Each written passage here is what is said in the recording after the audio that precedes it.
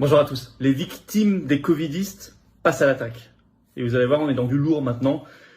Un peu partout dans le monde, je vous parlais d'ailleurs d'une énorme tempête en ce moment en Italie, des procès, d'autres procès, des aveux. Vous allez voir cela et on se dit qu'en France, forcément les lignes bougent. De manière souterraine pour l'instant, parce qu'évidemment, il y a une oligarchie qui tient tout ça, particulièrement en France, qui tient le récit médiatique, politico-médiatique, une opposition qui est en France, opposition avec des guillemets, au Parlement plus molle qu'ailleurs, ça il faut absolument le voir, et des médias qui sont encore plus alignés qu'ailleurs, c'est pour ça que ça bouge plus difficilement en France, c'est très tenu la France. Et c'est pour ça qu'on bouge, je vais vous en parler, ce samedi 27 mai, très fortement sur ce sujet-là. J'y reviens dans un instant, mais en tout cas, vous allez voir ce qui se passe dans le monde, et là on est vraiment dans du sérieux et du très concret.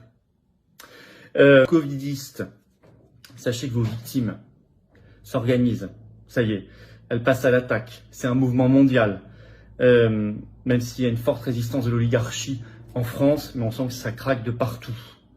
Alors, Australie, on va passer dans le vif du sujet, le plus grand recours collectif de victimes jamais organisé. Ça y est, il est lancé.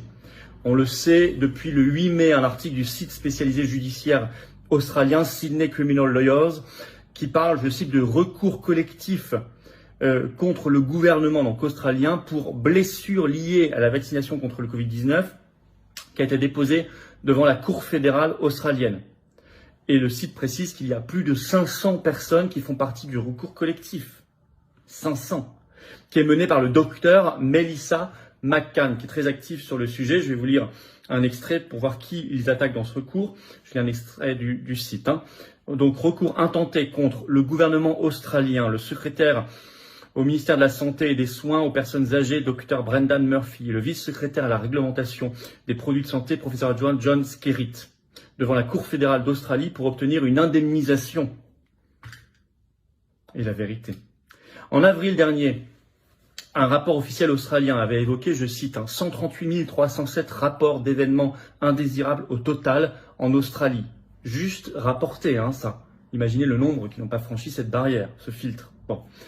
Par ailleurs, je cite toujours, le gouvernement fédéral australien a mis en place un régime d'indemnisation pour les réclamations de cette nature, ce qui n'existe pas en France, je vous signale pour l'instant.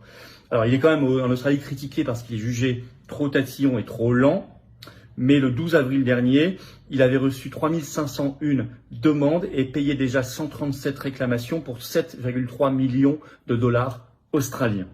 On en est là dans ce pays. Voilà. Alors, en Italie, plus près de chez nous, c'est la tempête politico-médiatique. Tout est venu d'une grande enquête faite par une télé italienne, diffusée le 21 mars dernier.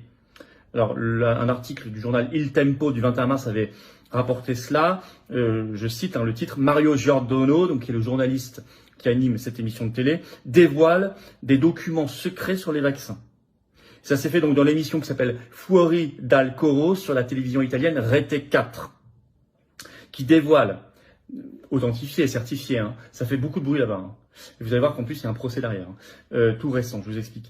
Dévoile des documents internes de l'AIFA, qui est l'agence italienne du médicament. D'où, je cite, il ressort qu'à l'époque, personne ne connaissait les effets de l'injection sur les personnes âgées et fragiles, contrairement à ce qui était dit. C'est écrit dans les documents. Je vais vous lire ce que dit le journaliste, c'est rapporté par l'article d'Il Tempo. Ils nous ont également raconté des mensonges sur les vaccins, les injections. Ce sont les documents secrets internes de l'AIFA, l'agence italienne des médicaments, que nous vous dévoilons en exclusivité. C'était le 15 janvier 2021, alors que la période d'injection n'était qu'au début. Et par qui a-t-on commencé? Ça a commencé par les personnes fragiles, les personnes âgées et les malades. Et bien à ce moment-là, lorsque les personnes âgées et les fragiles commençaient à être injectées, l'AIFA savait qu'il n'existait pas d'études sur les effets de l'injection sur les personnes fragiles. Et il était même écrit, attention, les patients fragiles font partie des populations non étudiées, écrit en toutes lettres dans les rapports de l'AIFA, à tel point qu'un fonctionnaire avait essayé d'écrire que les injections avaient prouvé une grande efficacité, mais que l'AIFA l'avait annulé, car on ne pouvait pas dire qu'il y avait une grande efficacité parce que ça n'avait pas été étudié. Fin de citation. Enfin, vous voyez dans quel imbroglio et quel scandale on est avancé. Alors, l'émission avait aussi donné des billes sur des problèmes qui avaient été masqués concernant des nouveau-nés allaités par leur mère injectée et aussi des décès qui auraient été cachés. Alors, ça suit son cours. Ça suit tellement son cours que le 15 mai dernier, tout récemment, une plainte a été déposée en justice contre Roberto Speranza, qui était alors ministre italien de la Santé, il l'a été jusqu'en octobre 2022, et contre Nicolai Magnieri, qui était alors le directeur de cette AIFA, Agence italienne du médicament. Ils sont dans cette plainte, pour l'instant on verra comment ça sera jugé, accusés de corruption et d'actes contraires à leur obligation de fonction. Je cite. Par ailleurs, dans cette même plainte est demandé la saisine de vaccins ARN messager pour étude, pour enquête. Bon, ça c'est en Italie. En Israël, l'incroyable aveu, cette semaine, du ministère de la Santé.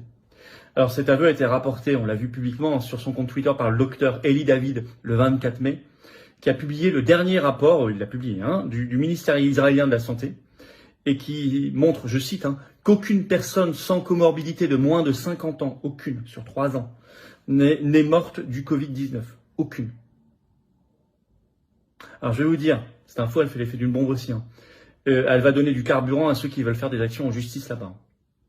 Et on aimerait avoir les mêmes chiffres en France, les mêmes données, qu'on nous les donne.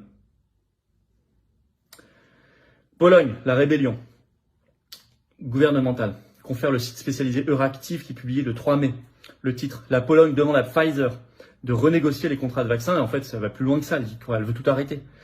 C'est écrit dedans, je cite « La Pologne souhaite arrêter les livraisons de vaccins Covid-19, elle n'en a plus besoin ». Elle l'a fait par une lettre du ministère polonais de la Santé à Pfizer directement. Et c'est le ministre polonais de la Santé qui s'appelle monsieur Niedzielski qui a déclaré ceci, c'est rapporté par Euractiv. Je cite, le profit dans les affaires devrait aussi avoir ses limites. Oui, ça, on vous le fait pas dire. Donc on voit que ça remue partout.